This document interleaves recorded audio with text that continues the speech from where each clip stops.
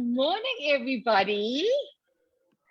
Good morning, everybody, and welcome to our Motivational Monday. I'm Lucy Hirsch, and I'm very excited to be joining you today.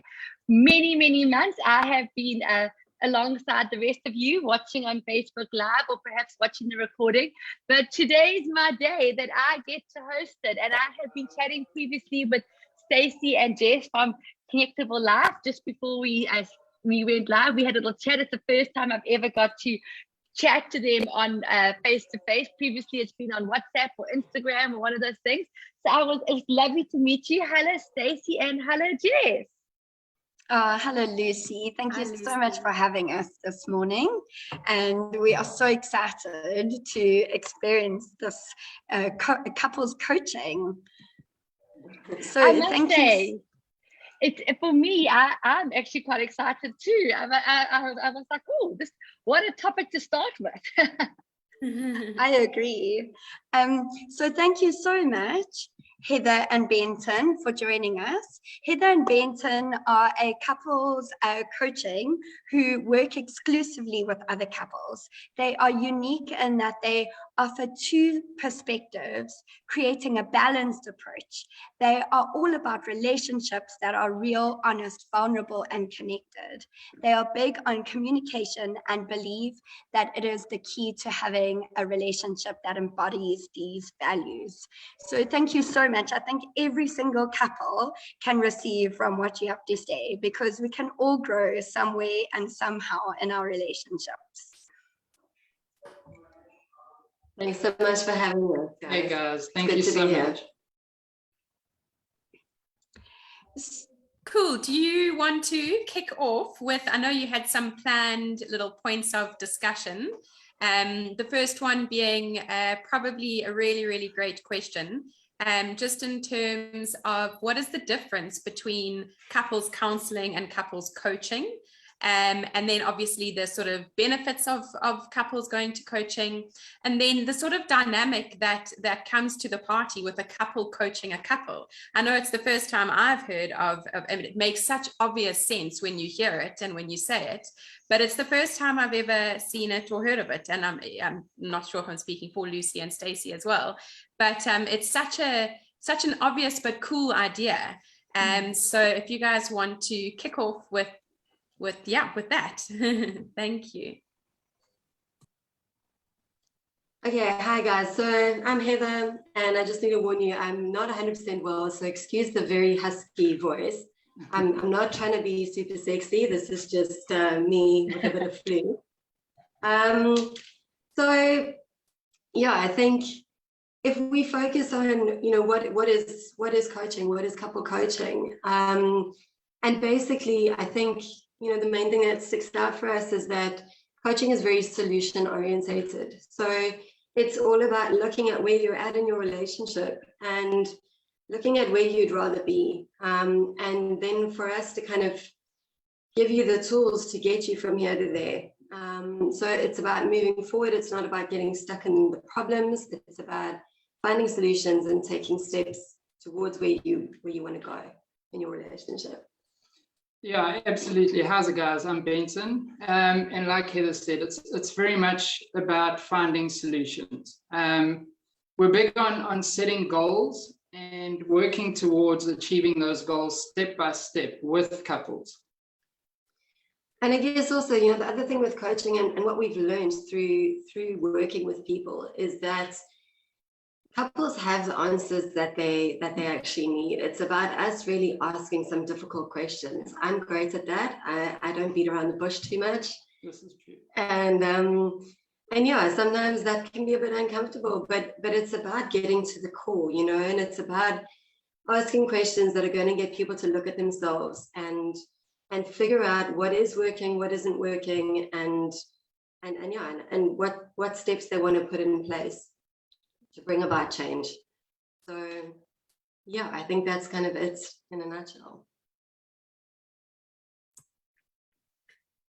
Awesome, thank you. Can I ask a question just to back off what you've said?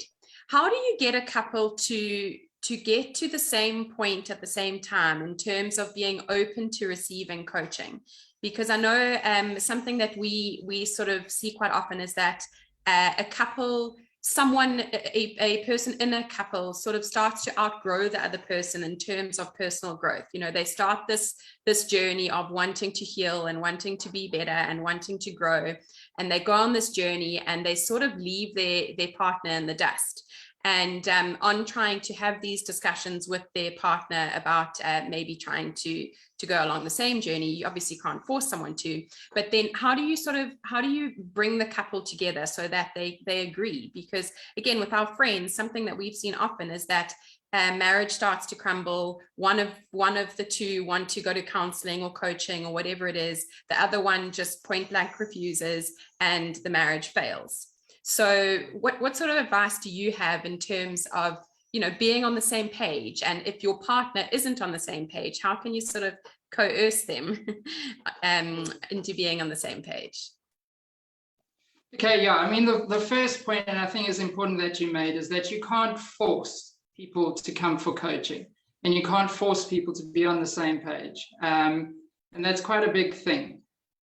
Yeah, and it is something that we've seen a fair amount of, you know.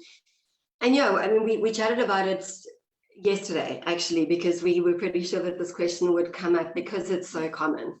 And yeah, the reality is that, unfortunately, what happens with a lot of couples is that they leave it kind of to the bitter ends until things are really not in a good way.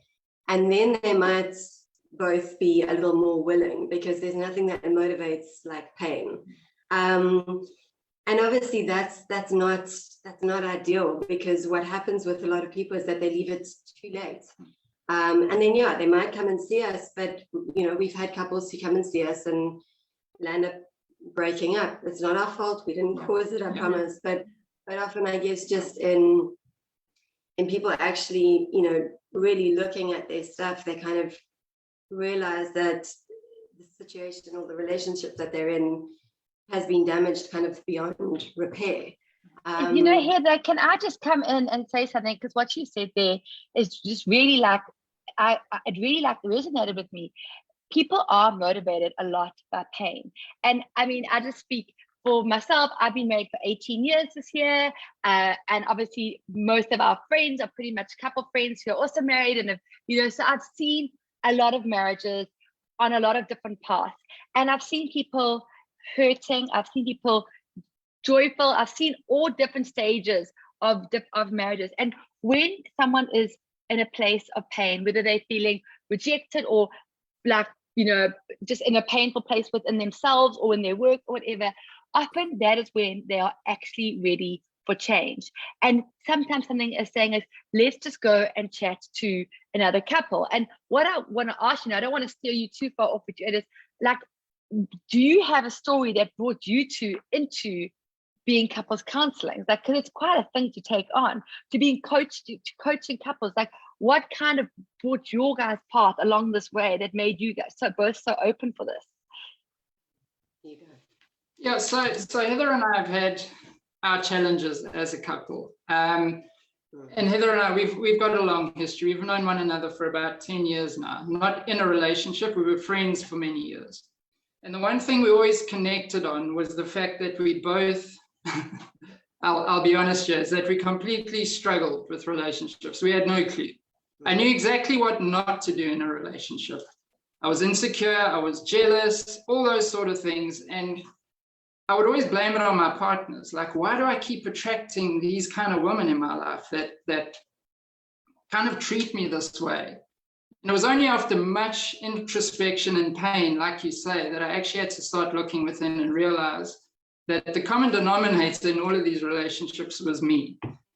But yeah, and I had a lot of work to do on myself. But the thing with Heather and I is we always connected on this stuff, and we always really communicated well with our struggles with the relationship. And then circumstances played a part. And yeah, I'll hand it over to you.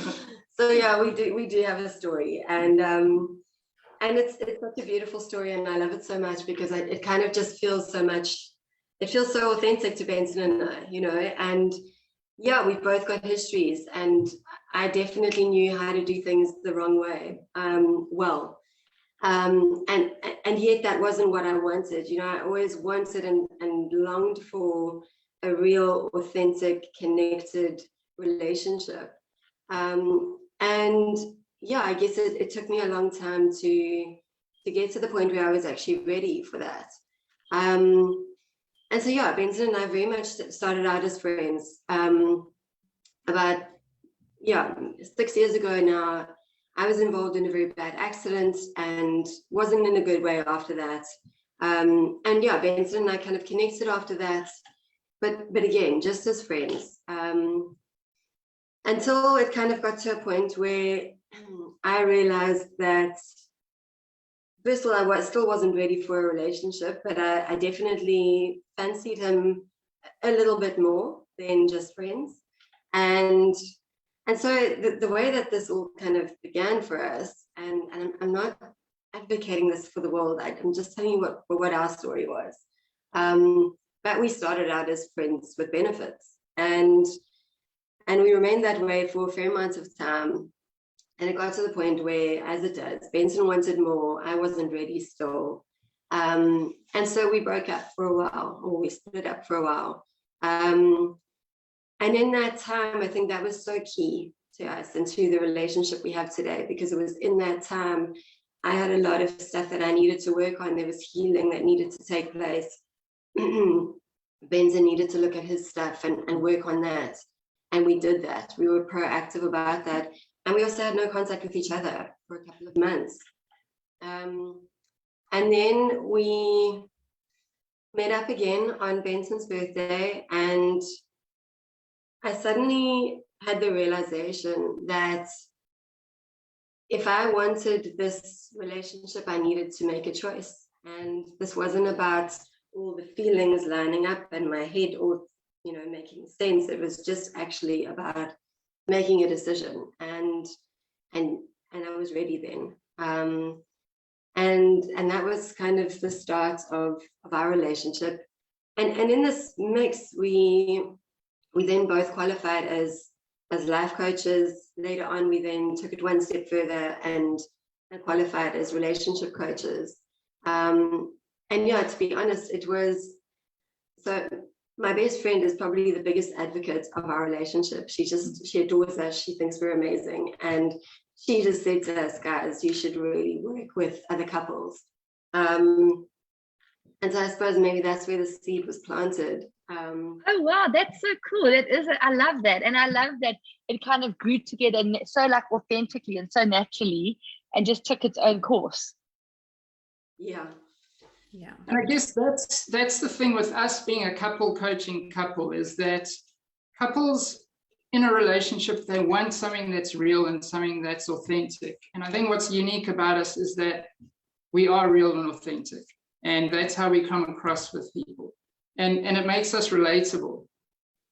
Do you know, I always say this to everyone. I say, whatever's going on with this, I'm like, can we just deal in the truth? Like, if we can deal in the truth, I can handle anything. I can cope with anything. I can move forward.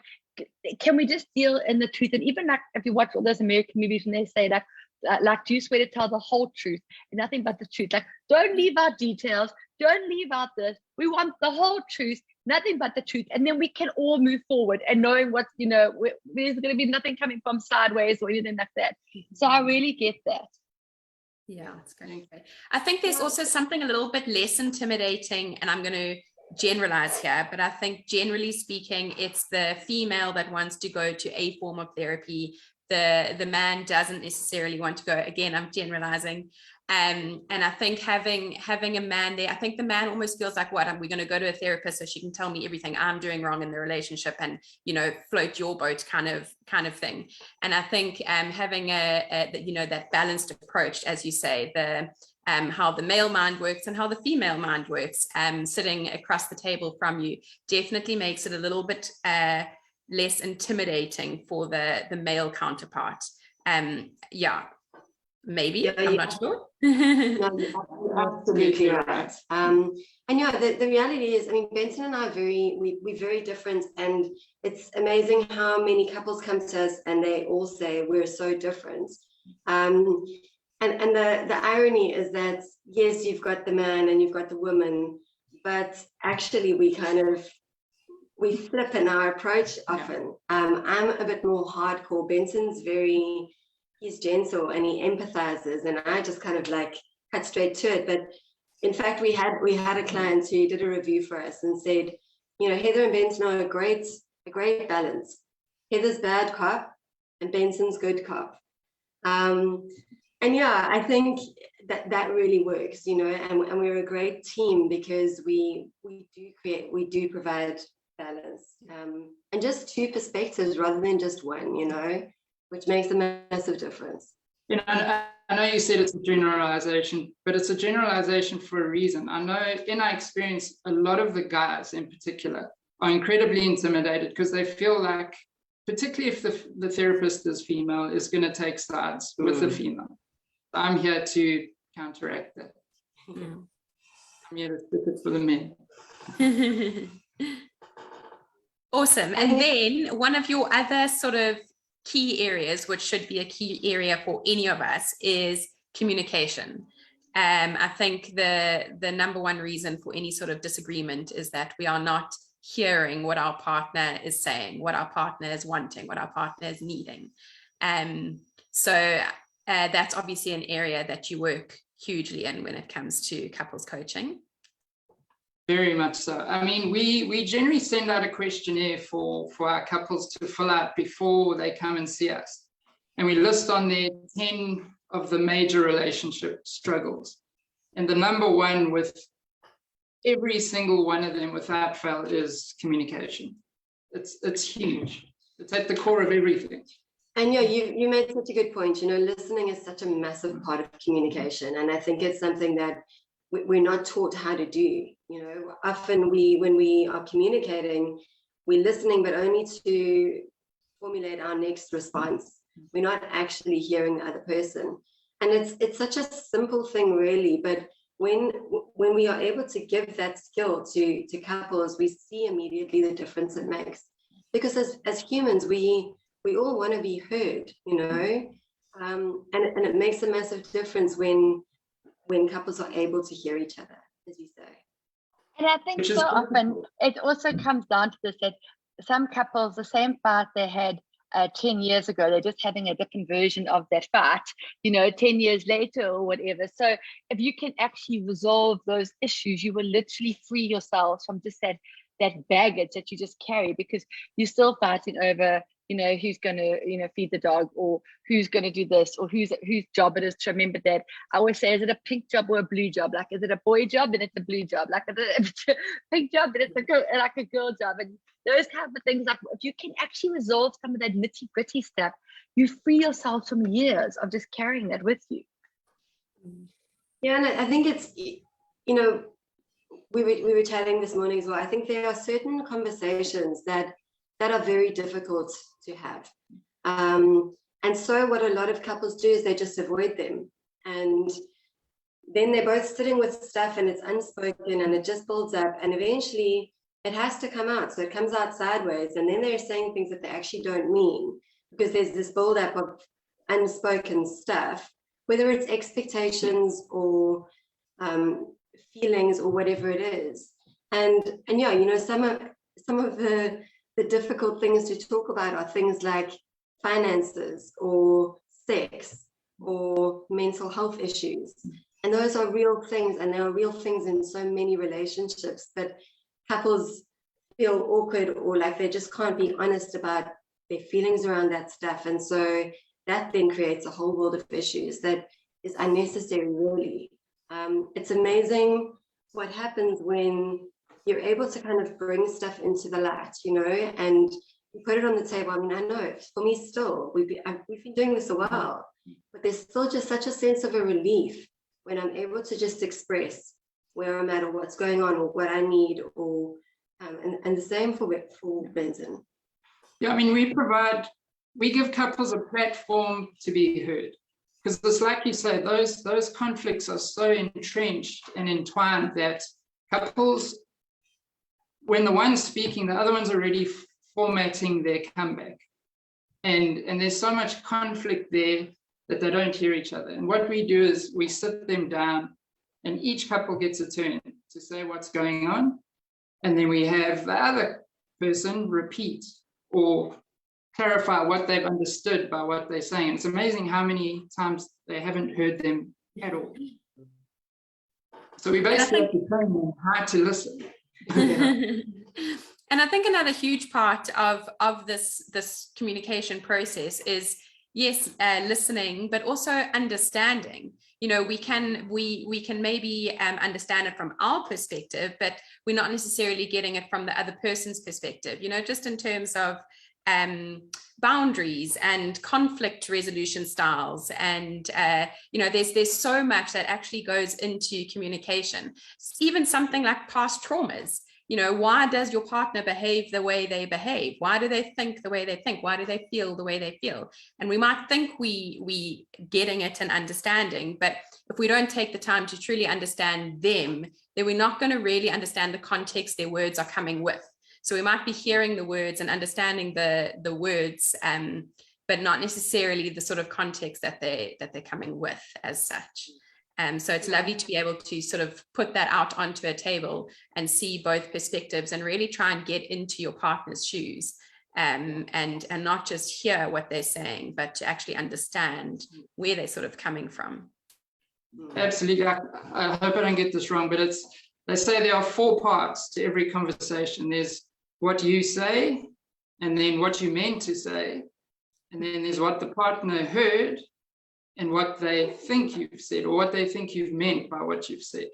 And in that, I think people get lost in the interpretation of what they're saying. And that's why it's so good to clarify. So when we have couples speak, we'll have them say their piece, and then the other one must explain what they've understood and what they've interpreted. And it's amazing how many times it's so very different. Potato. And completely, and obviously, like I've always even said, with pretty much with anything, it often just comes down to communication. And I can see the questions are coming through here. And one of the questions that have also come through live on Facebook is, any other tips besides communication for a healthy relationship? Like, yes, communication, I'm sure, is a big thing, and that's probably at the essence of most of things and how to communicate. But are there other things that you could suggest that are really successful tools to bring into a relationship where you both are trying to work to just be more connected and more authentic and more on the same page? One thing I'll say, I have to throw this in, have fun. That was mine. I was going to say that. The one thing, us as humans, we have this thing in coaching we call the wheel of life, where you divide your life into 8 categories. So you've got your socializing, you've got your financial, you've got your family, etc., etc. And then there's a section there for leisure or fun. And that is the one area that is almost always lacking. Couples forget, we get so wrapped up in work and bills and raising a family, we forget how to have fun. So we actually have to give our clients homework where we'll have them get a jar. Each person writes 5 things on a piece of paper that they'd love to do that they consider fun, put them in a jar, and once every week or every 2 weeks, they pull a thing out of the jar and they go and do it. Okay, so you stole that one. I was so going to as well. Anyway, I love it when that happens, actually, because it just means that we're good, well in sync. And yeah, I think, you know, the whole fun thing came up because it came up for us as well. And it was something that we really needed to look at. And it was something that we hadn't prioritized for ourselves. And so we then did the fun jar exercise.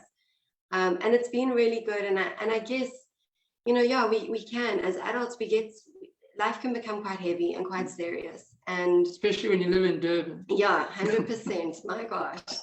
So it's so important for us to still connect and to laugh and to be kids. And yeah, that's been really good for us. And we've seen the benefit with other couples as well. And another thing I will say is space. It's a big thing. Like, yeah. Often we see couples are so intertwined, and yeah, I'll throw the word codependent in there, that they don't allow each other the space to miss each other. I'll share a bit of so Heather and I moved in together during the first lockdown. And in that time, I mean, it's been about 2.5 years now. I think we've had one night apart in that whole time. And I mean, it's great because we've gotten along so well, but a couple of weeks ago, Heather had to go to visit family up in Plettenberg Bay, excuse me, for 10 days, and I missed her, but it was awesome. Like, I've realized how much I appreciate her now just by her not being there for that time. And I think it's important to give each other space so that we can grow and enjoy and work on our own lives and grow as individuals so that we can come back together and appreciate each other. Yeah, I love that. And when you were talking about the have fun and the joy, just in terms of individuals, not even as a couple, you know, just as an individual, do you do something every day for you and that you love and that brings you joy? Because obviously if there's one unhappy person in the couple, then it's going to be an unhappy couple. So I think that kind of brings us to the next point in terms of mental health and mental health in a couple, and what role that plays. Yeah, I mean, first of all, we just want to thank you for the stat. We got the stat from you guys, and that's basically 1 in 4 people struggles with some kind of mental health issue. So that basically means 1/4 of every relationship out there will be affected by mental health issues. I mean, as if relationships are hard as it is, at the best of times, they're a challenge. You throw that in the mix, it brings a whole new dynamic into it. Yeah, and I guess this is something that's quite close to our hearts because it's something that we've really needed to work on in our own relationship. And yeah, Benton doesn't mind me sharing this. So yeah, I have not been diagnosed with any mental health issues. He has been eventually. And so I think a massive part of our relationship was, you know, me not having had any personal experience with mental health issues. You talk about understanding, and I had no understanding based on my own experience. Therefore, I needed to ask a lot of questions and try and put myself in Benton's shoes. And he was amazing because he was really great about communicating with me about what it felt like to him, and you know, that this battle it's real, and it's something that was beyond his control. Because I guess my reaction in the beginning, having had no understanding, was like, what's wrong with you? You know, this is like, get over it already.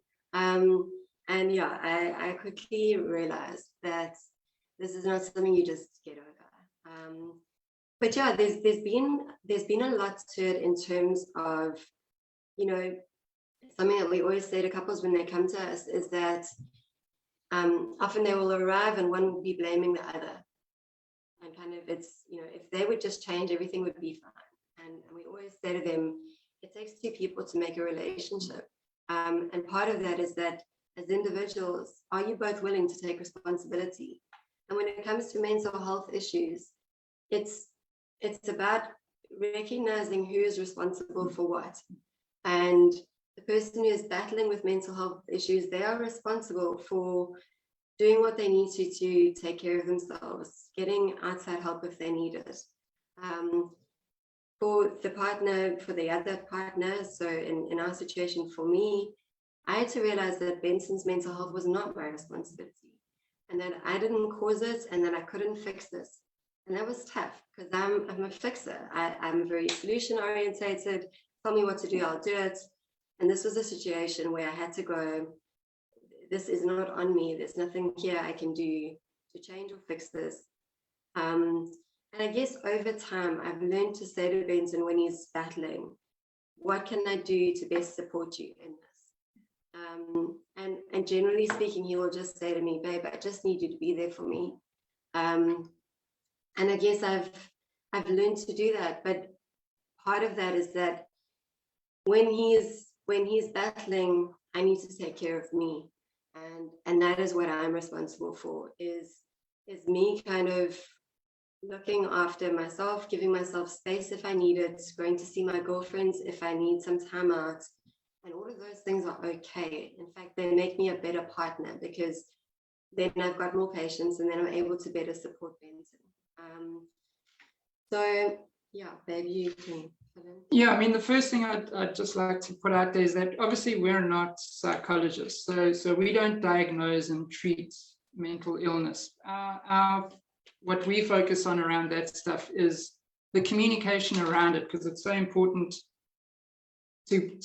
for somebody to understand, and also for the other person to take responsibility, like Heather said, for their mental health. I know from my own experience, having a mental health issue, it affects your perception of things. And I know when I'm knee deep in either anxiety or depression, my perspective of Heather and our relationship gets quite skewed. And in the initial stages, I was not willing in the beginning to take responsibility for my own mental health and get help for it. I was trying to do the self-help thing. I was reading self-help books.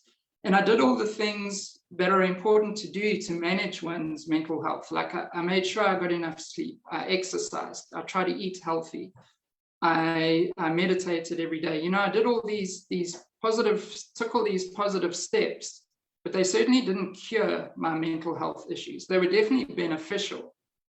But when I was in the grips of depression, I would often Heather became my everything. So I almost put the responsibility and the burden of her of making me feel better. And that was not fair of me. My mental health is not Heather's responsibility. She can't fix me.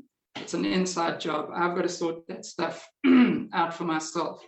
And it's like you said in the beginning, Lucy, pain is always a great motivator.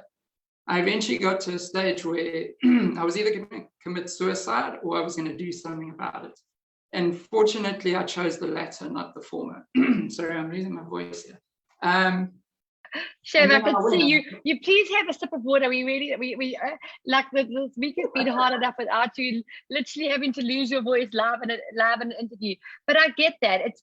There comes a time when you have to realize that we are so blessed to have people in our lives that love us and can support us, but it's actually us that have to do stuff. And if we want to be part of a successful, healthy relationship, and I think Jess actually said it earlier, to have a happy couple, you have to have, both of you have to be happy. And you each play a role in this. And I know that we've got to start ending off a little bit earlier today. So let me let you finish now that you've managed to have a sip of water and have got your voice back. Sorry, Benton. Thank you. Thanks, Lisa. Yeah, look, and what was big for me is I'm big on understanding. And the issue was, once I took responsibility, I also needed Heather, even though it's not her job to fix me, but it was important for me that she understood where I was coming from. And I was able to communicate that stuff with her better because she didn't understand it. And I really had to sit down with her and explain what I go through and how my perception does get warped and all those sort of things. And that's better equipped her to be able to be there for me without having to try and fix me. She understands that there's not much she can do to fix it, but she can be there and she can be supportive and give me space when I need it, or just to put, like, I need a little bit of reassurance every now and again. And she will give that to me just to say, you know what, I'm here for you. Is there anything I can do for you? And I appreciate that stuff. And it's a huge help to me. But at the end of the day, it's up to me to put in the action I need and to get the help that I need. It's not Heather's job. Although it should be. It would So be nice if amazing. it would be nice if someone else do the hard work for us. Hey, it definitely would be. Because, and I think so often in relationships, we do wish that we could wave a magic wand and take away our partner's pain or take away the struggles that are part of our relationship. But we could just, but it's not that simple. There are some things that money just can't buy, and there are some things that money can help us buy. And for us, I always say, like, I'm so grateful that we are able to have, and I think this is where COVID didn't bring a lot of good things, but it did bring some good things. And I think it opened up a lot of couples to start, and a lot of people to look at going for coaching and doing it online, because half the time is you got to drive 20 minutes there, find a park and get there, have your hour session and then drive home. You've lost 2 hours of your day. But with online coaching and with couples coaching, that is something that can be done, yes, in person. But if you need to do other sessions, they can be done, I'm sure, online as well, which does really help. And I think everyone being in lockdown together, it was either like the glory of a relationship or not so much, because it was real. Like there was no escaping to Joburg for a 3-day business trip and, you know, going out here and, you know, going off there. It was you and your partner and your family, and either you realized how much you love them or how much you thought you loved them, and or how much you loved them when you had to see them for 2 hours a day. So I think it definitely would have brought a lot of those things to light. For sure. I don't know if there's anything more, Jess or Stacey, that you feel that we need to cover before we end off. Yes, today. I've actually got a few questions I would like Sure. to ask. Sorry. So Benton, you spoke earlier about how you overcame jealousy and insecurity and all of that. What were the techniques that you followed? Because so often we hear one, of the partners in a relationship is incredibly jealous and doesn't want the other one to spend time without them or go out with their friends or do anything. How did you overcome that? So the first thing was pain is always a great motivator, as we've covered a couple of times. And I was in a lot of pain a lot of the time, but I was always looking outside. So I was always blaming my partner for making me feel jealous or insecure. I eventually had to come to that place of realizing that my jealousy stemmed from my own insecurities. And it's like Heather said earlier, things die in the light of exposure. And I've had to learn that word that most people, particularly guys, and I'm generalizing here, hate, and it's called vulnerability. My saving grace was learning to become vulnerable. The first thing was to become aware. Of the fact that my issues were mine. I can't blame them on my partner as much as I'd like to. And then the second thing was I need to get that stuff out there. So I started exposing it. I can share many examples with Heather and I. Like, we're both members of a 12-step group. And there was an instance where Heather was chatting to a guy who was a friend of hers. And he was smiling. And I was sitting there like, what's going on here? And my head starts going a mile a minute with that stuff. And if I don't do something about it, it festers. So after the meeting, I sat down, and instead of saying, who's that guy you speaking to? What's going on there? I'm not happy with this. I was like, Heather, I need to let you know that I felt quite insecure about that stuff. And the minute I do that, it's like it loses its power. And she would reassure me, not that she needed to, but like, listen, babe, I love you. I'm here with you. It's a mate of mine, we're having a conversation, But the big thing for me is I need to expose that stuff. And I need to become vulnerable and say what's going on for me. As hard as what that is. Incredible. I actually saw such a cool, sorry to jump in there, but literally based off what you just said, and also the blame game and, these narratives and these stories that we tell ourselves that aren't necessarily true. And I actually saw a very cool relationship tip the other day on how to have these conversations and how to have these difficult conversations, and to basically frame it in a way that it's a story, and it's the story you're telling yourself, rather than this is what you are doing, this is what you did do, this is what you did say, but to say, this is what's going on in my mind, this is what I'm telling myself in this scenario. And then for your partner to either go, no, not at all, or to confirm it, or whatever, to actually have the conversation about it, rather than just play the blame game and to sort of direct your sort of thoughts and feelings of the situation onto them, which is what we so often do. We jump to conclusions and we make up these stories that are hurtful and harmful to us. And if you're the kind of person that doesn't want to have that conversation, then that's the story you're going to keep playing over and over and over, and it's not even true. So it does take being vulnerable, and it's probably very scary, but do it once or twice and it becomes more natural and easier. Absolutely. Stay, sorry, Yeah, I so jumped in powerful. there. No, perfect. I'm going to move on to the next question. You answered that beautifully. But I mean, to stay there, you've got to be self-reflective. And what you were doing was being self-reflective, and you were looking at yourself as not the problem, but that it was your issue. And I think so often that's where the couples need to come to, where they're both going to be vulnerable and open and honest. And when people are jealous, they are looking at the other person as the problem, and they're not necessarily looking at themselves as the one to be worked on. So again, I think every couple could go to couples counseling for something. So thank you for sharing that. But then a question somebody asked me a while ago, and I have no idea how to answer this, but how can you bring up issues with your partner without sounding like you're constantly criticizing them? You know, that the dripping that we often hear of, the nagging, criticizing wife, that's so often the wife is called. And it is something we do need to raise issues. And how do we do it without always seeming like we're criticizing? Okay, so it's pretty simple, really. Instead of you always do this or you always do that, it's about using what we call I statements. And I know that's a cliche and we've all heard about them, but it's phenomenal what a difference it makes when you can say, I feel, or I felt.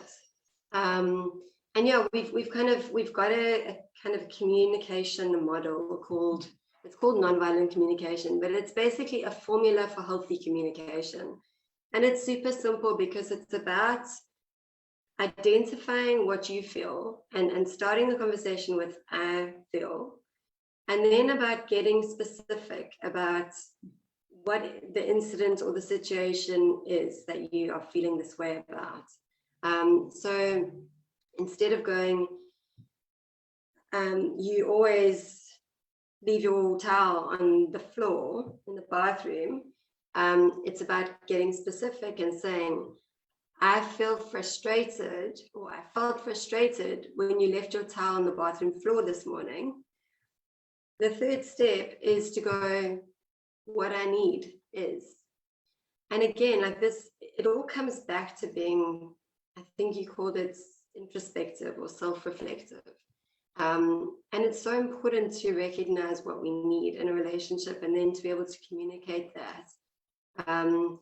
And so in this situation, what I need is to feel respected, or what I need is a clean bathroom floor, whatever. You kind of figure it out, but it's about changing the words that you're using when you're communicating.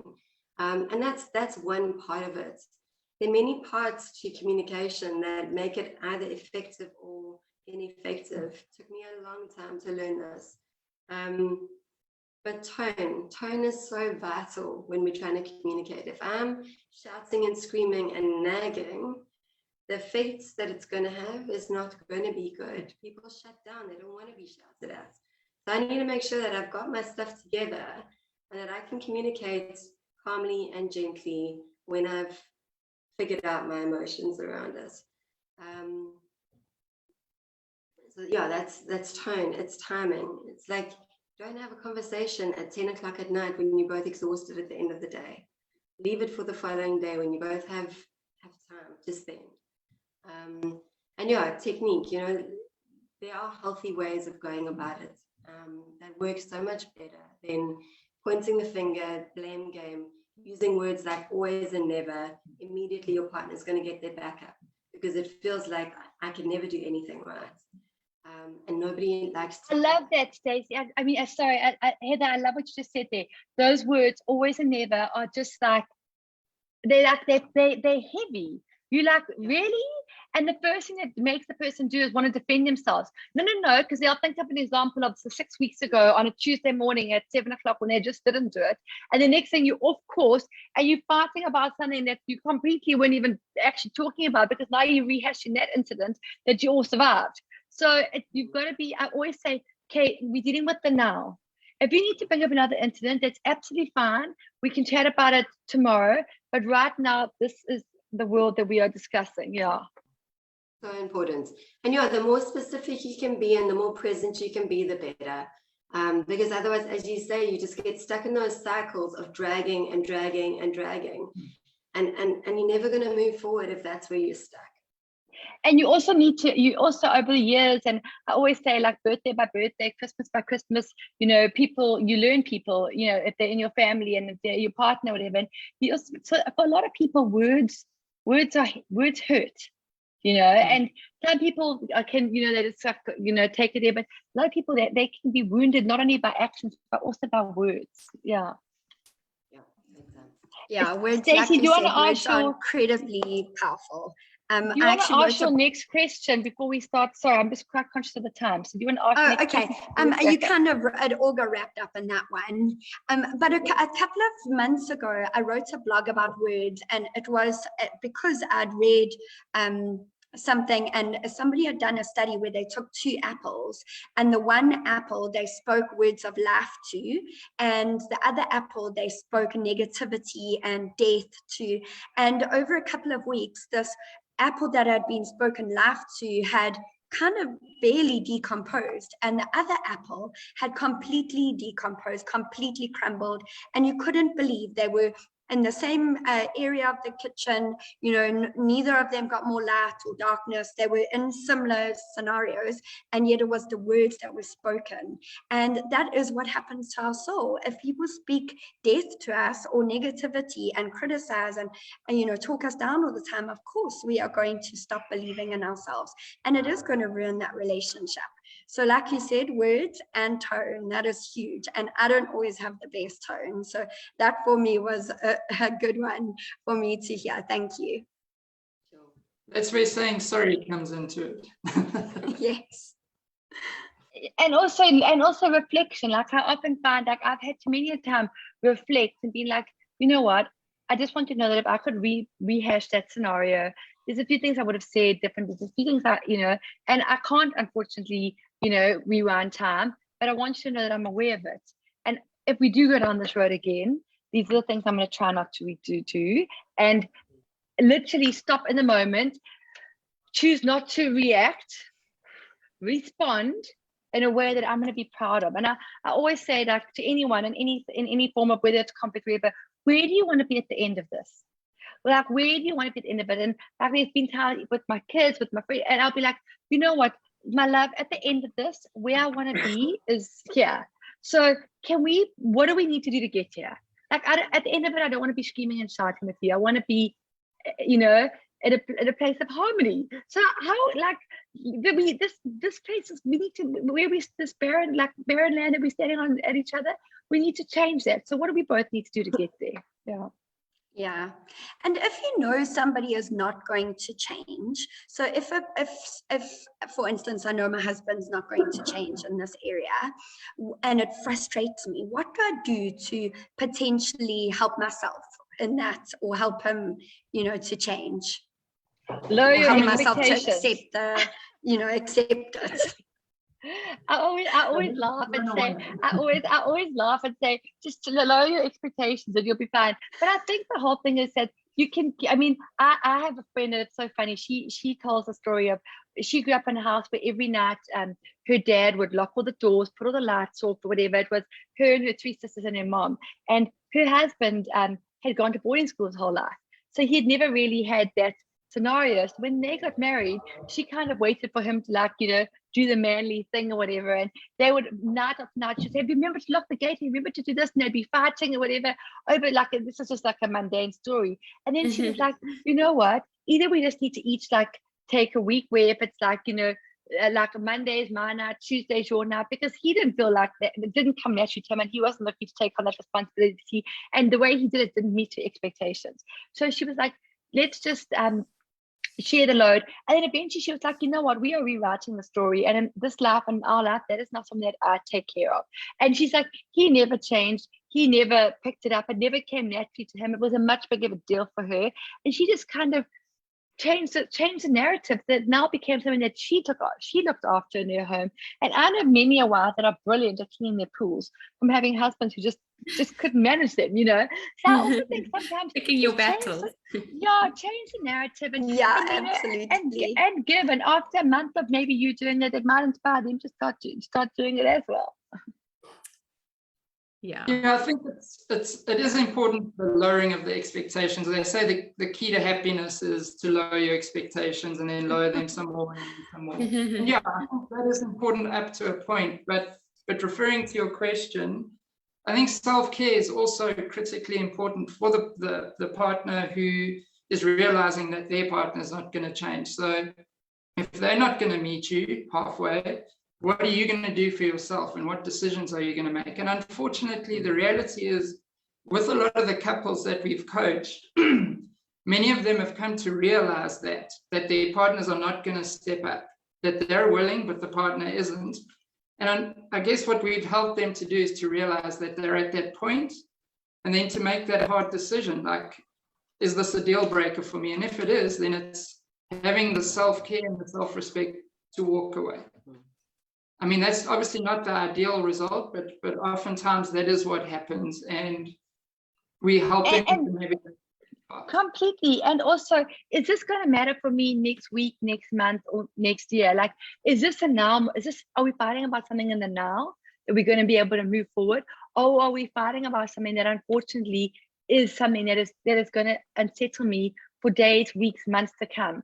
And that's kind of where you have to be. And you know what? And sometimes what you're actually fighting about is actually not what the real fight's actually about. What you're actually saying is, I don't feel loved, I don't feel protected, and I don't feel secure. And this incident has now been like the cherry on top that's had it all come out. And actually what we really need to address is, I need to feel a certain way in this relationship for me not to worry about the small things. Yeah, absolutely. Yeah. And I want to say that it's been great chatting to you both, and thank you so much just for your time. Pear-shaped couples coaching. It's been so nice chatting. I know that it's probably been a little bit tricky. I know you're both kind of getting over a cold and the flu and with the coughs and stuff. And thank you so much for just pushing on and for giving us this time, because I know so many people and couples are just going to benefit from it. But I wanted to say, like, if anyone wanted to get hold of you, what's the best way to reach out and get in touch with you? Okay, so we're in the process of having our website built, which is great. So at some point that will be the best way to get hold of us. In the meantime, we are on Instagram and on Facebook, and people can get hold of us through there, and our contact details are on there. And I've also put their link on here on Connectable Life. So you can also contact them through Connectable Life. Absolutely wonderful. So let's go. Well, what a way to start a Monday compared to how I started last Monday and the Monday before. I can assure you this is a way better, a way more motivating time. So this was my first Monday motivational that I got to host with you, Stacey and Jess, on your Connectable Life. Thank you for letting me be a part of it. Thank you for sharing this with me. I don't know if there's anything else that you want to say before we close up this live link. Yes, very quickly, I want to just let everybody know, in Ballito at Burndale, Adam Schlali, Burndale, we are hosting a wellness brunch on the 11th of May. So it's on our socials. People can go on there, and Lucy is going to be there with us. So thank you so much, Lucy, for coming. We are so excited. You know, May is Mental Health Awareness Month, and we want to be able to do whatever we can to just raise awareness and let people know that they can reach out for help wherever they are. And so we're going to be hosting this brunch with a couple of speakers and some spot prizes. So please contact us if you would like to come. We would love funds raised will be donated to SADAG, which is the South African Depression and Anxiety Group. So it is for them. And then just to wrap up this morning's chat, I think the main sort of message here is that we need to, as much as we need personal growth and to know ourselves, we need growth within a relationship as well. And to achieve that growth, we need to really know our partner, not on the good days and, their happy characteristics and how they cope well, but, the things that aren't so glamorous all the time. What are their boundaries, and what is their conflict style, and what's their love language? Are we even speaking to them in their love language? And I think that these are all the things that should sort of be mandatory in terms of couples coaching before you get married, so that you really walk in prepared for the not so great times. So thank you both so much, and obviously Lucy as well, for joining us. I don't know if you have one final message, a little wrap up that you want to leave off with. Yeah, I mean, I guess I would just say, for the couples out there, when there's stuff going on, talk about it. Don't wait and bury it under the carpet hoping it's just going to go away. And if it's something that you can't feel that you can resolve, get help. It's nothing to be ashamed of. It's like there's an analogy of maintaining your car. You take it in for a service so that it will last you a long time. It's the same thing with coaching. This is something that can enable your relationship to last you a lifetime. Super. Thank you so much. Thanks for Thank you for having us. Lucy. Thanks, Happy everyone. Monday, guys. everyone. Happy Yeah, Monday. Thanks, cheers. Lucy. Bye. Pleasure. Bye. Bye.